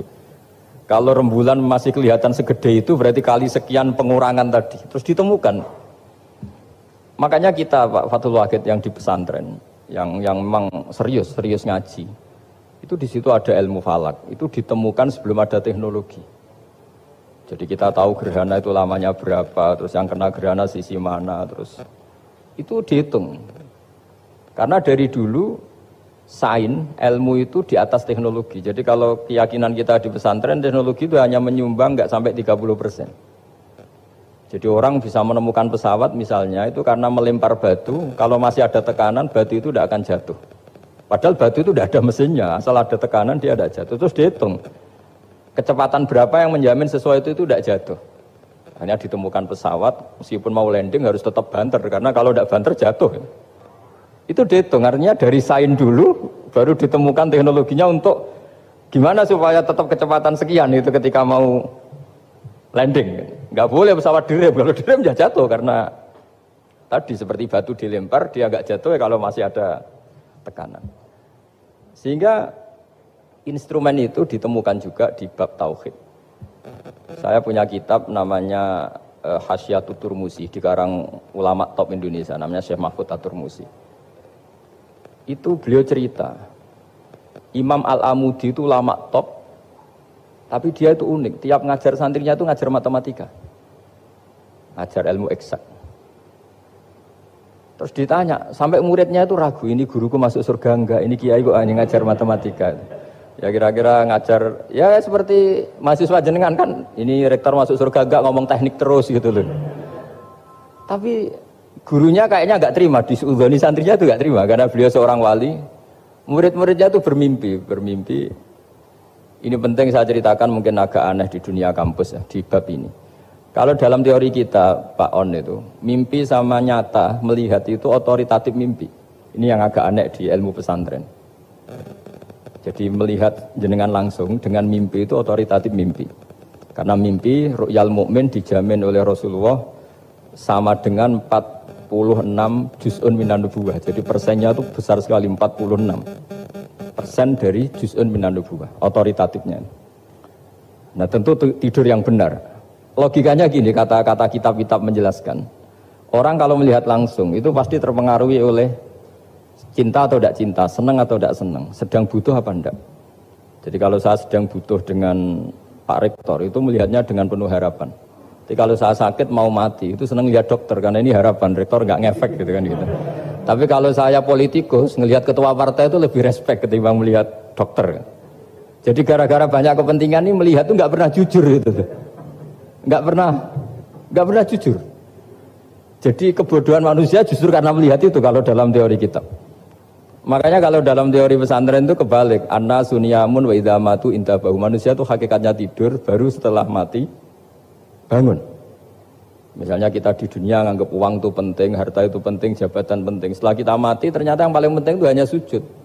Karena kamu itu kenangan ketemu Allah terbaik itu sujud. Yang kita anggap penting di dunia semuanya tidak penting. Yang kita anggap sepele kayak sholat ternyata itu super penting. Tapi sadar itu nunggu nanti di akhirat.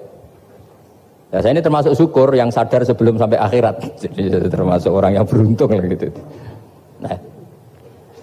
Nah kenapa mimpi itu begitu penting? Karena tadi ketika orang tidur itu off semua. Sistem sarafnya, sistem apanya. Yang ada hanya pengendalian Tuhan. Karena dia tidak bisa mengendalikan dirinya sendiri. Apalagi kalau tidurnya benar ya tentu pakai wudhu, terus pakai doa-doa, terus menghadap kayak mayit itulah, standar mayit itu menghadap ke kiblat kayak posisi mayit itu. Sehingga dia ada intervensi pada dirinya sendiri, ya tidak punya keinginan dari dirinya sendiri. Kamu kan nggak bisa ingin, wah tidur ingin ketemu wanita cantik kan tidak bisa nentukan gitu. Akhirnya ya benar-benar hanya milik Allah. Apalagi kalau kita bacanya benar, terus pikirannya benar. Makanya uniknya dalam Islam adalah doa mau tidur dengan wiridan setelah sholat itu ajarannya Nabi banyak mau tidur. Wiridan subhanallah 33, alhamdulillah 33, Allahu akbar 33 dan disempurnakan seterusnya itu ijazah Nabi kepada Sayyidah Fatimah itu untuk mau apa? Tidur. Bismika wada'tu jambi wa bismika arfa'u sampai doanya panjang. Allahumma aljatu zuhri ilaika, panjang sekali doa mau tidur. Saya yakin jenengan ndak hafal dan ndak. Paling ya bismika wada'tu jambi apa? Bismika Allahumma ahyawamu. Itu sebagian ustadz bilang itu doa ngaji katanya. Oh, itu. Ada seorang ustadz saking mangkelnya, ibu sudah baca doa ngaji? Belum, itu doa bismika Allahumma ahya bismika wa amut. Wah itu kan doa mau tidur Pak Ustadz. Iya biasanya kalau ngaji tidur. Jadi doa itu kalau itu doa mau. Akhirnya mimpi itu penting. Karena di situ manusia nggak punya nafsu, nggak punya keinginan. Sehingga yang ada itu, kata Nabi itu, ada sittatun wa arba'una juz'an minan nubuwah. Sehingga dulu itu, mimpi itu jadi sarana betul. Kita tahu kan cerita orang-orang dulu, Fir'aun itu kurang jahatnya, kurang kelirunya. Dia mimpi ada api dari Bani Israel yang membakar kerajaannya. Dan semua pentakwilnya sepakat, itu maksudnya Anda akan dihabisin kerajaan Anda oleh bayi dari Bani Israel. Begitu juga raja zaman Nabi Yusuf, itu mimpi kalau ngalami ada 7 sapi yang gendut, dimakan oleh 7 sapi yang kurus. Jadi mimpi itu sarana, bahkan dari orang kafir. Karena ya tadi yang preman ya nggak ada premannya, yang soleh ya nggak ada solehnya, semua dikendalikan oleh Allah Ta'ala pas tidur. Sehingga tidur ini menurut agama lebih otoritatif, asal dengan tidur yang benar. Jangan tidur sambil ngerokok terus terbangun karena ininya kena itu. Nah, cerita-cerita unik begini kalau tidak orang pesantren itu tidak tahu. Karena ini memang khas-khas pembalikan satu fakta yang diyakini orang banyak.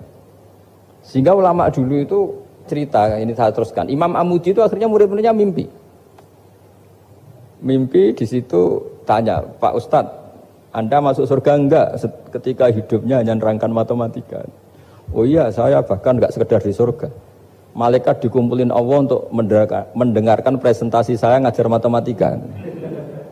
Jadi kata dia cerita, Allah bilang gini ke malaikat, hei para malaikatku, kenapa kamu iman sama saya? Ya karena saya melihat engkau ya Allah, melihat kekuasaan engkau. Tapi imannya orang ini itu melebihi iman kamu. Wah ya tidak bisa, saya melihat engkau langsung, ini tidak melihat engkau langsung. Kenapa begitu yakin seperti yakin kita? Oh iya. Terus Imam Amudi, silahkan ajari matematika. Imam Amudi mulai ngajari matematika. Terus beliau ngajari ya sederhana. Angka 2, 3 sampai ribuan sampai jutaan itu binisbat ilal wahid nisbatun wahidah, yaitu nisbatul far'i ilal asli. Hanya ngajar itu dok. Dunia ini apapun banyaknya variannya, apapun banyak makhluknya, itu semuanya adalah nisbatul far'i ilal asli. Angka 2 ya cabangnya 1, 1 juta ya cabangnya 1, semua itu dimulai dari 1. Jadi di mana-mana hitungan itu dimulai dari 1. Dan 1 ini harus ada, yaitu Tuhan. Matematika akhirnya malaikat, keren juga maksudnya. Keren juga maksudnya. Akhirnya Allah bilang, dan itu didawuhkan juga oleh Rasulullah SAW, tuba liman amana bi walam yaroni. Yang hebat itu imannya orang yang enggak melihat saya. Makanya masyhur itu malaikat ditanya Allah, siapa iman yang paling kuat? Ya kita, karena melihat engkau langsung ya Allah. Para nabi. Terus tapi yang dari sekian pertanyaan itu jawab sama, yang paling ajaib adalah umat-umat Muhammad di akhir zaman, enggak menangi nabinya, juga enggak pernah lihat surga neraka, tapi iman sama saya. Dan mereka punya cara untuk imannya ini berkualitas sama dengan kamu para malaikat. Ya diantaranya dengan cara logika tadi yang saya utarakan tadi. Am khuliqu min ghairi syai'in am humul khaliqun. Kalau alam raya ini wujud, maka penyebabnya harus sesuatu yang wujud. Masa sesuatu yang enggak wujud menyebabkan yang wujud. Kalau angka 10 ada, 1 juta ada, pasti dimulai angka 1. Makanya nisbatus naini wal arba'ah ila ma la nihayatalaha, itu semuanya nisbatul far'i ilal asli. Semua angka berapapun jumlahnya itu binisbat ilal wahid adalah nisbatul far'i ilal asli. Itu cara-cara, makanya tadi kajian ilmu itu tidak ada habis-habis. Makanya perasaan saya itu kemungkinan orang Islam jadi ateis itu kecil, Pak Fathul Wahid. Saya punya kitab, ini saya ulang lagi, kitab calon wali. Kenapa saya sering cerita wali? Kalau di kampus itu kan orang inginnya ya jadi dekan, jadi rektor, atau jadi menteri lah kira-kira gitu. Kalau di pesantren orang itu cita-citanya satu, ingin jadi wali. Ya supaya majelis ini barokah, saya tidak perlu cerita dunia kampus. Kalau ceritakan corong Jawa nguyai segoro lah. Bongso keinginan gitu kan tidak selera saya, juga ada dunia saya. Supaya sampai dapat ilmu ya saya cerita dunia saya. Itu kitab, saya punya kitab calon wali lah kira-kira, atau wali sudah wali top, namanya kitab Tasbidul Fuad, karangannya Sayyid Abdul Haddad. Itu beliau cerita, di antara ceritanya itu unik, kata beliau begini, saya itu tidak khawatir orang Islam jadi murtad, apalagi jadi ateis, karena kalimat la ilaha illallah itu sahlatun qoribah, kalimat yang mudah sekali. Sehingga saya tidak khawatir orang Islam yang ketemu orang ateis, ketemu orang macam-macam, asal diajari kalimat ini secara benar. Terus beliau cerita, yang saya takut tuh mereka masalah perempuan dan harta. Kalau iman kayaknya enggak. Singkat cerita yaitu di kitab seperti itu. Singkat cerita saya ketemu banyak orang yang kuliah di McGill atau kuliah di Amerika, di Jerman, mungkin di Norwegia, di mana-mana, di Australia, dan ketemu teman-teman yang di Korea Selatan juga. Mereka itu orang kebanyakan yang nyuwun sewu gak keluarga kiai, tapi mereka enggak ada yang enggak tetap iman. Ketika saya tanya, kenapa Anda tetap iman? Padahal ada beberapa negara yang lebih stabil, lebih makmur dibanding negara yang mengklaim sebagai negara Islam. Itu cara berpikir ya sederhana. Enggak lah Gus, kayaknya kok Tuhan kok ada tanggal lahirnya? Enggak lah, kayaknya yang namanya Tuhan tuh ya awal lah. Masa pencipta langit bumi dituhani orang yang lahirnya di bumi, kayak enggak lah kayaknya. Jadi ya berpikir sederhana. Padahal ya kurang ajarnya Masya Allah. Anak ini ya dugem ya macam-macam, tapi kalau ditanya disuruh yang lain nggak mau dia. Enggak lah, kayak yang benar tetap Islam. Karena kalimat ini, yaitu tadi eksistensi Tuhan, tadi eksistensi Allah itu, la ilaha illallah itu kalimatun sahlah, kalimatun qoribah, kalimah yang begitu mudah difahami. Kenapa mudah difahami? Misalnya kita ngaji, Tuhan itu siapa? Yang menciptakan langit dan bumi. Dengan misalnya perbandingan Tuhan itu siapa? Yang lahir di bumi tahun sekian. Enak mana cara kita menerima itu? Kan keren yang menciptakan langit dan bumi. Tuhan itu siapa? Yang ada sebelum langit dan bumi. Dengan misalnya Tuhan adalah yang lahir di bumi. Keren mana? Nah, bayangkan kalau kita punya Tuhan Fir'aun. Sudah mati jadi tontonan kan, terus gak keren maksudnya punya Tuhan kok seperti itu. Nah ini yang katanya Syekh Abdul Haddad, kalimat ini sahlatun qoribah. Sehingga kalimat ini pula yang kita dilatih, la ilaha illallah kalimatu haqqin 'alaiha nahya wa 'alaiha namut wa 'alaiha nub'ats atau wa biha nub'atsu insyaallah taala minal aminin. Nah, saya sebetulnya tadi datang itu tidak ingin menjelaskan ini, tapi tadi kata Pak Fathul Wahid, ilmu itu kalau dikaji tambah hari tambah mudah, karena perangkat untuk menemukan bulan itu misalnya enggak rata itu gampang sekali. Pakai teori pemandangan ya bisa, pakai teori gambar juga bisa. Kalau teori pemandangan tadi, kalau kita bisa melihat mobil 2 meter masih kelihatan 2 meter, itu dengan jarak berapa masih orisinil seperti itu. Tambah jauh, tambah tidak kelihatan, tambah jauh. Nah ternyata setelah 5 kilo misalnya tidak kelihatan. Berarti untuk jumlah 2 meter hilang per 5 kilo.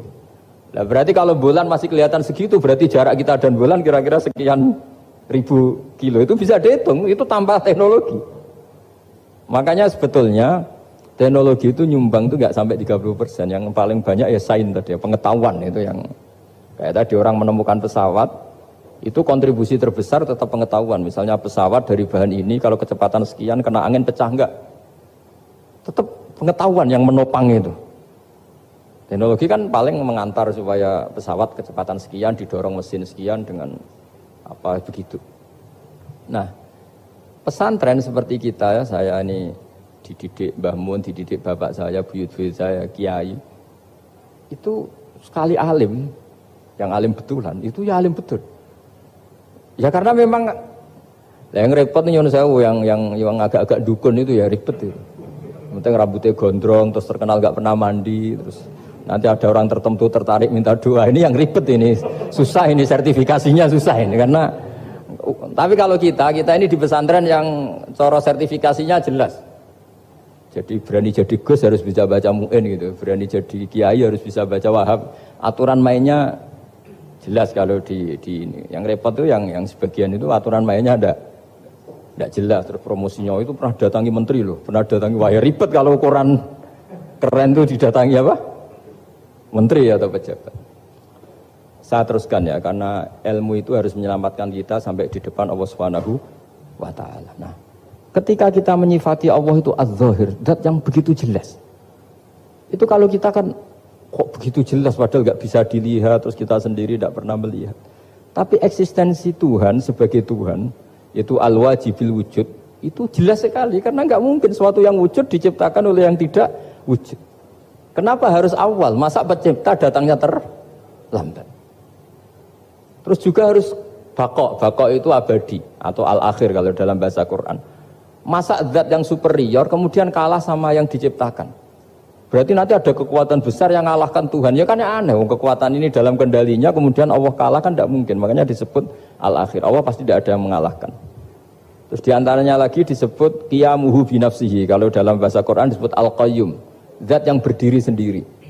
Gak boleh Tuhan butuh yang lain. Kalau butuh yang lain berarti bergantung pada yang lain. Dan nggak usah jadi Tuhan lah kalau masih butuh yang lain. Sehingga karena kekuatan ini, saya ulang lagi, karena kekuatan ini, ketika anak-anak mahasiswa kuliah di Jerman atau di Swiss, di negara-negara yang lebih bahagia ketimbang negara yang mayoritas Muslim, itu mungkin mereka tertarik sama sistem negara itu karena ada jaminan sosial ini. Tapi nggak pernah tertarik sama Tuhannya negara itu. Karena dihitung-hitung tadi Tuhannya mesti keren kita gitu. Jadi, nah ini cerita ke saya Abdul Haddad. Kata saya Abdul Haddad, kamu tidak usah khawatir lah umat Islam murtad atau jadi ateis gitu. Karena penjelasan tauhid Islam itu begitu jelas. Jadi by design manusia itu pasti nerima tauhid kira-kira gitu. Jadi ini pentingnya adz-dzahir. Jadi Allah itu begitu apa? Jelas. Tapi Allah juga mensifati dirinya al-batin. Nah, al-batin itu gak mudah dikenali. Kenapa? Karena tubuh kita desainnya ini profan. Tubuh kita tidak sempurna, rentan. Nah, tentu sesuatu yang gak sempurna ini tidak bisa melihat zat yang super apa? Sempurna. Kita bisa rusak sementara Allah tidak. Nah, karena alasannya tubuh kita ini didesain untuk rusak, maka di surga itu keyakinan para ulama orang bisa melihat Allah karena desain tubuhnya sudah dirubah dari desain profan menjadi keabadian. Sehingga di sini terus ada kelayakan melihat. Itu pun tetap min ghairi kaifin walan hisorin, tetap ya bisa melihat tapi corong Jawa itu keceluk melihat tapi tidak sampai faham. Karena bagaimanapun Allah itu la tudrikul absar wa huwa yudrikul absar. Bagaimanapun Allah itu laisa kamitslihi syai'un, tidak ada padanannya. Jadi makanya Allah punya sisi adz-dzahir bisa dikenali sekali. Kenapa? Ya tadi nisbatus naini wal arba'ah ila ma la nihayatalaha itu nisbatul far'i ilal asli. Saya punya kitab Pak Fathul Wahid, diajar Mbah Mun dulu, kitab Al-Husunul Hamidiyah. Itu yang ngarang itu ya kayak kelihatan ngawur, tapi ngawurnya orang alim. Jadi di situ ada gambar, gambarnya itu nggak jelas. Mungkin pengarangnya juga nggak bisa gambar kayaknya. Wah bulat, benang bulat ada, gambar gunung ada, gambar yang tambah ngawur ya banyak sekali. Gambarnya itu nggak ada yang jelas. Tapi dari nggak jelas itu beliau bilang gini, gambar yang bulat ini, yang nggak jelas ini, tetap kamu punya rumus kan? Itu dimulai dari satu titik. Mbok gambar gedung tingkat 5, mbok gambar hutan ada harimaunya, tetap dimulai dari satu titik. Ya alam raya ya seperti itu, mbok ada Mars, cek mau ada Jupiter, kayak tetap dimulai dari situ titik. Nah ini namanya nuqtatul wujud, titik kewujudan, yaitu Allah Subhanahu wa Ta'ala. Sehingga ketika kita ngaji, ketika di pesantren dulu, penjelasannya adalah Al-Quran maknanya dipadatkan di Fatihah, Fatihah dipadatkan di Bismillah, katanya Bismillah dipadatkan di titiknya Ba. Nah titik Ba ini dianggap titik awal wujud, bi kana makana wa bi yakunu mayakun. Kira-kira Allah mentitahkan karena saya semuanya yang ada dan karena saya yang mau ada bisa saya adakan. Nah, itu sirinya lah. Jadi menerangkan tauhid itu pakai gambar. Gambarnya keliru sekali lah kalau dalam orang seni mesti melihat gak seni itu. Karena dia gak butuh gambarnya, butuh mau menjelaskan buat dunia sebanyak ini, buat alam raya sebanyak ini tetap dimulai dari satu titik. Nah, sehingga di sini ada tauhid qul huwallahu ahad, Allahus samad, tak terusnya. Nah, saya mohon lewat penjelasan ini ya, baik orang yang ahli teknik maupun ahli medis, ahli apa saja, tolong latihlah memberi penjelasan yang mudah. Sehingga agama ini mudah dicerna.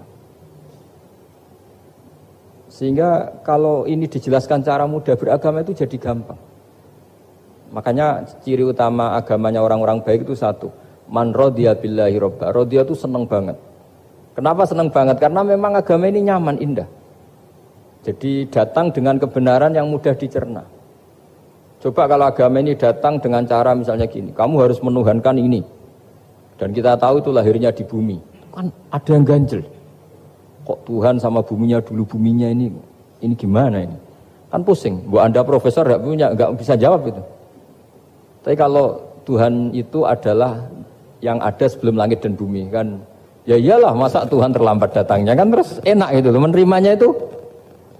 Makanya di antara kekalahan Fir'aun berdebat Ya Nabi Musa ya Nabi lah, juga proses ya. Nabi Musa ketika ditanya Fir'aun, wa ma rabbul alamin, Tuhan kamu itu siapa? Jawabnya Nabi Musa, rabbus samawati wal ardi, yang menuhani langit dan bumi. Itu Fir'aun masih bisa ngeles.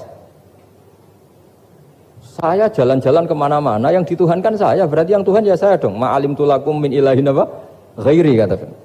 Soal Tuhan kamu di langit, begini kata Fir'aun. Haman dipanggil, Haman bikinkan piramida yang paling tinggi, saya ingin melihat Tuhannya Musa. Musa bingung kan? Padahal kalau naik piramida nanti Fir'aun pun tidak bisa melihat Allah kan? Wong yang Nabi yang kiai aja gak bisa melihat apalagi Fir'aun. Padahal celakanya ketika dia tidak melihat Allah, dia akan mengatakan Allah itu tidak ada, ribet kan? Itu penjelasan tentang Tuhan yang sebetulnya sudah absolut lah. Rabbus samawati wal ardi, Tuhannya langit dan bumi. Tapi itu gak ngefek, di perdebatan gak ngefek. Yang ngefek adalah ketika Musa bilang gini, Rabbukum wa rabbu abaikumul awwalin. Sing nuhani buyutem. Wah kaget pengawal-pengawalnya langsung do iman meskipun secara siron, secara rahasia. Iya, nah Quran pangeran berarti buyute ra di pangeran. Kan pangerane putune berarti buyute wah ribet kan? Ya kalau Fir'aun Tuhan, bapaknya tambah Tuhan kan, mbahnya buyutnya. Akhirnya kata pengawal Quran, geblek tenan Fir'aun. Artinya apa? Kadang argumentasi yang sudah benar, yaitu Tuhannya langit dan bumi kan ya benar lah. Tapi itu tidak ngefek, di perdebatan tidak ngefek. Yang ngefek adalah ketika Rabbukum wa rabbu abaikumul awwalin, yang nuhani nenek moyang kamu. Orang mulai mikir kalau Fir'aun itu Tuhan, lalu nenek moyangnya Tuhannya siapa? Jadi ini seninya, makanya diantara syarat Nabi, jadi Nabi itu sidik, amanat, tabligh, fatona. Fatona itu ada kecerdasan. Dulu Nabi ya sering dibully, jangan kira Nabi itu enggak sering dibully, sering juga Pak Rektor. Jadi ada unta itu kena kudis. Kudis itu ya jenis penyakit menular lah. Nabi dengan teori tawakalnya, Nabi itu punya dua teori, kadang pakai teori tawakalnya, kadang pakai teori preventif. Makanya Nabi pernah ngendikan kalau ada penyakit menular di situ, kamu jangan di situ. Itu pakai teori preventif. Tapi kadang Nabi pakai teori tawakal. Nabi menghentikan la adwa wala tiarut. Tidak ada penyakit menular. Terus orang-orang yang ya usil lah kira-kira gitu. Ada unta kena kudis dijejerkan yang waras. Ternyata yang waras ikut kudisen lah, ikut sakit. Senang orang ini. Ya Rasulullah ini saya jejerkan ternyata yang enggak tertular jadi tertular. Padahal engkau bilang enggak ada penyakit menular. Nabi jawabnya lucu. Faman a'dal awwalah. Kalau yang pertama ini tertular siapa? Dia dikira Nabi itu kalah karena melihat unta yang kedua. Ternyata Nabi enggak, ketika dipanggil ya Rasulullah ini unta agak gudikan, tak jajarkan yang kudisen, ternyata ikut kudisen. Berarti penyakit itu menular. Tapi Nabi jawabannya faman a'dal awwal. Lalu yang kena penyakit pertama tertular oleh siapa? Wah itu asli dari Allah. Ya maksud saya seperti itu kata. Nah itu yang dikatakan fatona. Jadi Nabi itu harus punya sifat apa? Fatona. Karena dengan kecerdasan itu Nabi bisa berargumentasi. Kayak tadi, ketika Fir'aun dikatakan Allah yang menuhani langit dan bumi, Fir'aun masih mengklaim dia Tuhan. Karena di mana-mana dia dituhankan. Tapi ketika diingatkan bahwa kamu anak seorang manusia, punya bapak, punya kakek, punya buyut, punya canggah kalau bahasa Jawa. Lalu kalau kamu yang Tuhan, dan Tuhan dimulai Anda, lalu mbah-mbah kamu Tuhannya siapa? Gak bisa jawab kan? Akhirnya banyak punggawa yang saat itu iman. Jadi iman itu bisa menghunjam kepada siapa saja termasuk yang orang-orang topnya Fir'aun. Sehingga ketika Fir'aun rapat Musa harus dibunuh besok, tangkap besok. Sebagian mereka itu membocorkan informasi itu. Datang ke Musa, tadi malam kita ikut rapat, keputusannya Anda dibunuh, maka larilah kamu. Itu barokahnya iman. Artinya ya karena logika Musa lebih masuk akal ya mereka lebih percaya sama Musa. Tapi gara-gara profesi ya tetap kerja dan yang mulai ribet dunia. Ya mulai ribet. Jadi makanya kamu jangan tanya kaifa hukmul mukmin sing yukhfi imanahu, bagaimana hukumnya orang mukmin yang menyembunyikan imannya demi aman. Ya tidak usah kamu jawab. Kalau kamu jawab boleh ini kok kayak pecundang. Kalau kamu jawab haram, pernah terjadi itu. Wa qala rajulun mu'minum min ali fir'auna yaktumu iman. Ini khazanah ya, jadi saya mohon mengkaji Islam itu harus dengan sisi-sisi yang bisa difahami orang pinter juga orang bodoh. Kata Imam Ghazali banyak itu, karena hadatin itu harus difahami orang pinter juga orang bodoh. Terus contoh yang paling populer tentu sering saya utarakan masalah iddah. Iddahnya orang terceraikan itu 3 kali masa suci. Kalau menurut Abu Hanifah 3 kali masa haid. Orang pinter tahulah kalau perempuan sedang haid, menstruasi pasti sedang tidak hamil. Sehingga kalau dia sudah haid 3 kali ada kepastian tidak hamil. Kalau tidak hamil artinya apa? Nggak ada sperma dari zaut awal, suami pertama yang jadi anak dia. Padahal tujuan iddah adalah nanti kalau di hubungan suami istri sama suami kedua jelas anaknya suami kedua. Tapi kalau andaikan tidak ada iddah kan malam hubungan suami istri, pagi bentrok cerai, terus kawin, kumpul suami istri lagi, terus nanti anaknya itu anaknya siapa? Kan nggak jelas. Kalau sampean bisa klaim lewat DNA juga mungkin secara ilmu objektif Pak Rektor. Masalahnya juga bisa disuap kan? Saya sering dibantah orang-orang itu. Wah Gus DNA itu otoritatif karena gini-gini nggak mungkin bohong kamu. Ya DNA-nya nggak bohong, pegawainya bisa disuap kan? Kayak nggak tahu manusia apa nggak tahu Indonesia nggak tahu terus. Itu yang sensitif itu, yang mulai wilayah sensitif itu. Nggak tahu manusia apa kayak nggak tahu Indonesia. Manusia aja ya sudah. Berarti Anda sangat nasionalis. Jadi ribet kan? Maka dianjurkan ada iddah. Dengan iddah selesai berarti benar-benar perempuan ini baru atur rohmi, rahimnya steril dari unsur mani zaut awal. Dan kalau 3 kali masa suci itu artinya apa? Kira-kira 3 bulan. Kira-kira ya. Wal mutallaqatu yatarabbasna bi anfusina salah satu apa? Huru.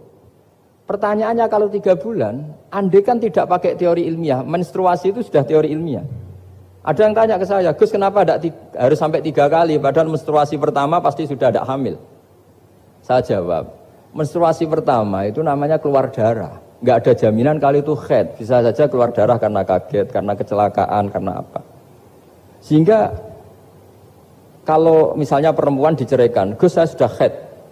Yang jamin kalau itu haid siapa? Maksudnya keluar darah dengan makna tidak hamil. Bisa saja keluar darah kali ini faktor kaget ya, atau faktor kecelakaan. Tapi kalau sampai 3 bulan karena per bulan haid sekali, itu meskipun haidnya keliru. Haid keliru itu misalnya sebetulnya itu enggak darah haid tapi darah penyakit istikhadah, kan tetap kelihatan. Masa 3 bulan enggak bleeding joro-joro? Kan mesti bentuknya tubuh sudah berubah. Artinya kata ulama-ulama, agama ini enggak bisa hanya mengacu ilmu. Kalau mengacu ilmu haid sekali sudah cukup. Tapi kenapa harus 3 kali? Karena 3 kali orang awam tahu semua kalau itu sedang hamil atau tidak hamil. 3 bulan dari dicerai kan kelihatan kalau hamil ya bentuk tubuhnya sudah rubah, kalau enggak.